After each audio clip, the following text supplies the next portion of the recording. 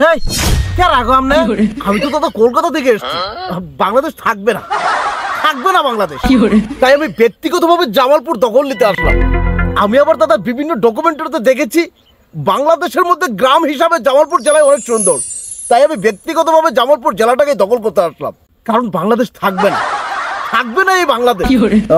বাংলাদেশ থাকবো না, আমি তো দেখতেছি আপনি থাকবেন না। আরে দাদা কি বলছেন এসব উল্টাপাল্টা কথা?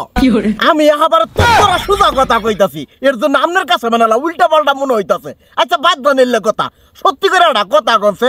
আপনি করে কলিকাতায় যারা হকার সাংবাদিক আছে, ওই যে ফাল পাইরে যে খবর ক, ওইটা আপনার কি হ? ও আচ্ছা, ওই হকার সাংবাদিক তো আমার বর্দা হয়ে দাদা। হয়েছে কাম, ঠিকই আছে। আহেন আপনার পুরো জামালপুরটা মেহে দেবো। আহেন।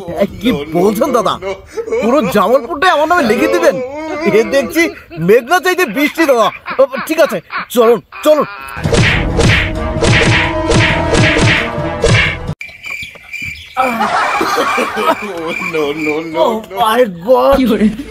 শুধু শুধু বাংলাদেশটা দখল করতে এসেছিলাম।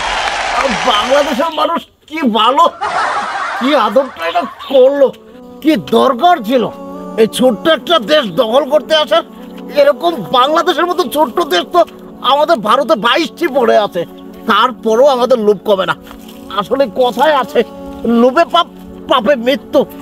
এটাই হয়েছে আমাদের। কি দরকার আছে দেশ দেশ নিয়ে তো বিভেদ করার?